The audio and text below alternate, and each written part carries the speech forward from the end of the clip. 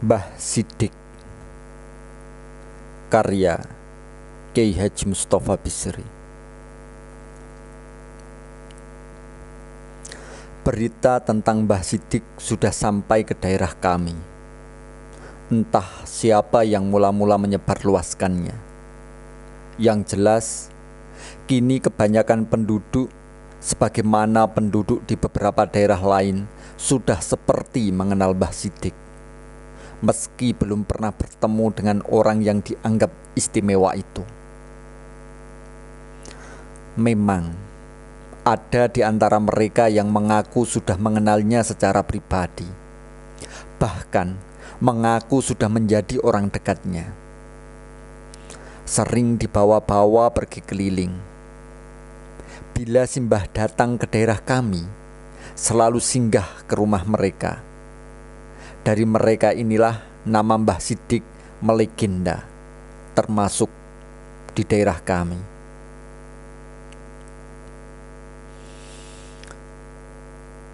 Mereka yang mengaku dekat dengan Mbah Siddiq ini paling suka bercerita atau ditanya tentang Mbah Siddiq. Cerita mereka selalu mengasyikkan, terutama karena cara mereka bercerita memang benar-benar meyakinkan. Seperti Nasrul, seorang aktivis di tempat kami yang memang biasa mengantar orang ke tempat Mbah Siddiq itu. Wah, dasar pinter omong. Kalau bercerita tentang Mbah Siddiq, Nasrul bisa membuat orang lupa acaranya sendiri. Percaya tidak, saya pernah diajak beliau ke makam Sunan Ampel di Surabaya. Kata Nasrul suatu hari di warung Wak Rukiban yang biasa dipakai mangkal Nasrul dan kawan-kawan. Saya pikir beliau akan berdoa di makam wali itu. Ternyata tidak. Tahu apa yang beliau kerjakan di makam? Nasrul sengaja berhenti sejenak, seperti menunggu jawaban dari orang-orang yang asik mendengarkannya. Apa? Tanya beberapa orang serempak. Nasrul tersenyum, senang pancingannya bersambut. Dia menghirup kopinya dulu sebelum kemudian melanjutkan. Tahu tidak, beliau berdiskusi dengan Sunan Ampel. Serius sekali. Berdiskusi? Kini serempak semua yang mendengarkan bertanya. Nasrul tampak semakin senang. Ya, berdiskusi layaknya dua tokoh yang sedang membahas suatu masalah penting. Dari mana kau tahu beliau sedang berdiskusi dengan Sunan Ampel? Tanya Pak Manaf, guru SD yang mulai tertarik dengan tokoh yang menjadi buah bibir itu. Bagaimana saya tahu? Wong saya duduk di belakang beliau. Memang saya sendiri tidak mendengar suara Mbah Sunan, tapi dari bicara dan sikap Mbah Siddiq, jelas beliau sedang berdiskusi. Apa yang mereka diskusikan? Tanya Mas Slamet memborong, benar-benar ingin tahu. Saya tidak tahu persis, tapi saya dengar Mbah Siddiq berkali-kali mengatakan, Eyang harus menolong mereka. Tentu saja saya tidak berani bertanya kepada beliau siapa yang beliau maksud dengan mereka. Tapi ketika meninggalkan makam, beliau berkata kepada saya, sudah beres sekarang. Orang-orang itu suka berbuat seenaknya sendiri. Nanti kalau ada masalah, awak pula yang disuruh memecahkan. Dasar politisi. Dari sini saya menduga agaknya beliau berdiskusi soal politik dengan Mbah Sunan. Siapa Srul? Orang-orang yang digerunduli Mbah Siddiq dan disebut politisi itu? Tanya Mas Slamet lagi. Persisnya saya tidak tahu. Soalnya banyak orang gede gede dari Jakarta yang sowan Mbah. Mulai dari pengusaha besar, anggota DPR, sampai menteri. Bahkan ada jenderal yang sering sowan sendirian. Saya hanya tahu beberapa di antara mereka. Kebetulan saya sering melihat mereka di TV. Ngapain aja orang-orang gede itu ke Mbah Sidik? Loh, orang-orang gede itu kan banyak mikir ini itu. Dan di zaman sekarang ini banyak hal yang tidak bisa dipecahkan hanya dengan pakai otak. Mereka itu sudah buntu pikirannya. Datang ke Mbah minta fatwa dari langit. Ngomong-ngomong, apa benar Srul Mbah Sidik itu suka menggigit tamunya? Tanya Wak Rukiban tiba-tiba.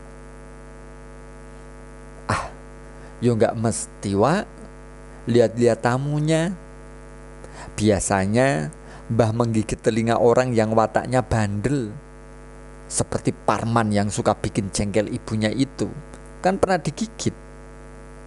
Telinga gunanya untuk mendengar, kata Mbah waktu ia sehabis menggigit telinga Parman. Tapi ada juga tamu yang beliau ciumi atau beliau kasih duit. Katanya Mbah Sidik tidak pernah sholat Jumat, Kang Nasrul. Tanya Haji Kusen yang dari tadi mendengarkan sambil menyantap nasi rawon. Loh, Mbah Sidik kan tidak seperti kita. Mbah kalau Jumatan itu di Mekah. Sampean tidak pernah mendengar cerita Haji Narto yang ketemu Mbah di pasar Seng Mekah. Padahal tahun ini Mbah Sidik tidak pernah naik haji. Tanyakan kepada istri-istri Mbah yang selalu menerima oleh-oleh dari beliau. Kadang-kadang Mbah mengoleh-olehi mereka karung, kadang akik virus, kadang kurma Madinah. Pokoknya Mbah selalu membawa buah tangan dari tanah suci untuk istri-istrinya. Padahal setahu orang-orang Mbah tidak kemana-mana. Berapa sih istri Mbah Sidik, Srul? Tanya Wak Rukiban sambil meletakkan piring pisang goreng yang masih mengepul. Seandainya boleh lebih ya bisa banyak, Wak. Wong banyak yang unggah-ngungguh, kepingin mendapat berkah. Tapi kan kuotanya cuma 4. Jadi Mbah cuma punya 4. Tapi apa benar dia itu kiai? Tiba-tiba Pak Guru Manaf kembali bertanya. Saya dengar dia itu tidak bisa mengaji. Nasrul kelihatan tidak suka dengan pertanyaan Pak Manaf. Apalagi dia menggunakan kata ganti dia untuk orang yang sangat dihormatinya, tidak menggunakan beliau. Maka dengan nada jengkel yang tidak ditutup-tutupi, Nasrul berkata, memang orang yang tidak tahu ilmu hakikat pasti bingung melihat Mbah Sidik. Mbah Sidik itu tidak seperti kau. Bisa pagi tidak tahu apa-apa, malam harinya tiba-tiba sangat alim melebihi kiai manapun. Masa iya sih, Srul? Tugas Pak Manaf tidak percaya. Wow, kamu sih dasar sekolah umum. Nasrul mulai benar-benar marah lantaran ceritanya tak dipercayai. Beliau itu setiap hari ketemuan dengan Syekh Abdul Qadir Jailani. Jangan sembarangan kau, kualat baru tahu. Saya menyaksikan sendiri bagaimana Mbah berdebat dengan kiai, dengan dosen, dengan orang-orang pintar. Semuanya tidak berkutik di hadapan Mbah. Beberapa bulan kemudian di warung Wak Rukiban. Ada yang tahu kabarnya Nasrul? Tanya Wak Rukiban kepada para langganannya sambil menyodorkan kopi pesanan. Sudah lama sekali dia tidak ngopi kemari. Mungkin sedang keliling dengan mbahnya, sambut Pak Manaf. Jangan-jangan sakit, celetuk Mas Slamet pemborong. Enggak kalau sakit, saud Haji Husen. Kemarin dulu saya ke rumahnya. Kata orang yang nungguin rumahnya, dia sedang keluar kota. Istrinya malah sudah duluan pergi. Mungkin Nasrul nyusul istrinya. Orang-orang yang nungguin rumahnya gak bilang mereka kemana. Urusan apa? Tanya Mas Slamet. Wah, saya tidak macem-macem, jawab Haji Husen. Wong saya datang hanya karena ingin ketemu Nasrul yang sudah lama tidak kelihatan batang hidungnya. Nggak ada urusan lain. Pastilah seperti biasa, Nasrul ndereke Mbah Sidik, tegas Pak Manaf yakin. Enggak, selawak Rukiban. Kalau pergi mengikuti Mbah Sidik, paling lama 2 minggu atau seminggu. Malah cerita tentang dia kemudian yang berminggu-minggu. Bagaimana kalau nanti kita rame-rame ke rumahnya? Usul Mas Slamet. Belum lagi semuanya menyampaikan persetujuan, tiba-tiba masuk orang yang sedang mereka bicarakan. Wah, panjang umur kau Srul, sambut Wak Rukiban gembira. Baru saja kami membicarakanmu loh. Semuanya pun berdiri menyalami seperti menyambut orang penting datang. Nasrul sendiri kelihatan tidak seperti biasanya. Badannya tampak lusuh, wajahnya pucat. Dia menyalami kawan-kawannya tanpa semangat. Bahkan secuil senyum pun tak tersungging di bibirnya. Duduknya pun seperti terhempas begitu saja. Dia mengambil nafas panjang, baru kemudian lirih. Kopi, Wak? Tentu saja kawan-kawannya heran. Mereka saling berpandangan satu sama lain, bertanya-tanya dalam diam.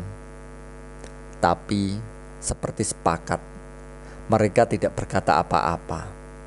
Menunggu Nasrul sendiri yang mulai bercerita seperti biasanya. Ketika Wak Rukiban menyodorkan kopi pun mereka hanya mengucap, "Silahkan Srul." "Terima kasih Wak," kata Nasrul lirih. Kemudian menuangkan kopi pelan-pelan ke lepeknya. Kawan-kawannya hanya mengawasinya. Mereka melihat tangan Nasrul gemetar hingga menumpahkan kopi di sekitar lepeknya. Tapi mereka semua diam. Nasrul menghirup kopinya sambil memejamkan kedua matanya, seperti angin meresapkan sari kopi ke dalam dirinya. Begitu habis kopi dilepek diminumnya, dia menuang lagi dan menumpahkan lagi di sekitar lepek. Setelah meminum kopi yang kedua kalinya, tangannya merogoh saku dan mengeluarkan rokok kreteknya. Dengan gemetar, dilolosnya sebatang dan diselipnya di mulutnya. Tanpa berkata-kata, Pak Manaf yang ada di dekatnya menyalakan korek untuknya. Seperti ketika meminum kopi, Nasrul kemudian menghisap rokoknya sambil memejamkan mata.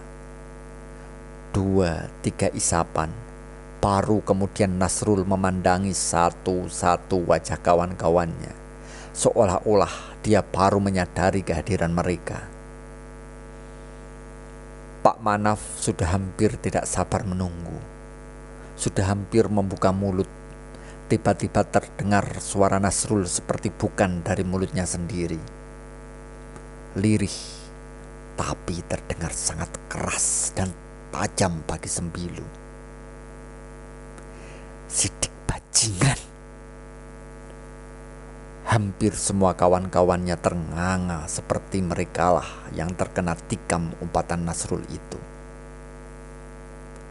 Belum hilang tanda tanya mereka, Nasrul sudah bergumam lagi. "Wali macam apa itu? Seperti tai termakan," Aku menyesal ikut membesar-besarkan namanya. Bangsat, penipu. Semakin serak suara Nasrul. Kemudian pecahlah tangisnya. Diletakkannya kepalanya di atas meja tanpa menghiraukan tumpahan kopi yang mengotorinya. Spontan Pak Manaf meletakkan dan menepuk-nepuk tangan ke pundaknya penuh iba. Sabar, Srul. Apa yang terjadi? Ceritakanlah kepada kawan-kawanmu ini.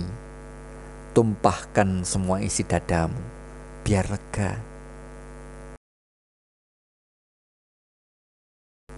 Maaf, Kang. Nasrul mencoba mengangkat kepalanya kembali. Aku kurang sabar bagaimana. Semua yang diminta, bahkan banyak yang tidak diminta, sudah aku berikan. Sawah dan sapiku kuserahkan kepadanya. Sepeda motor kujual untuk menyenangkannya. Loh, kok tega-teganya membawa kabur istriku? Masya Allah. Manusia laknat macam apa itu?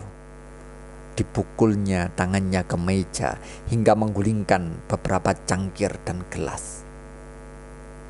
Semuanya terkesiap. Semuanya seperti tak percaya akan apa yang mereka dengar. Semuanya merasa seperti ada tikaman duka yang mengenai Nasrul, tembus ke dada mereka sendiri. Rembang, 6 Oktober 2002.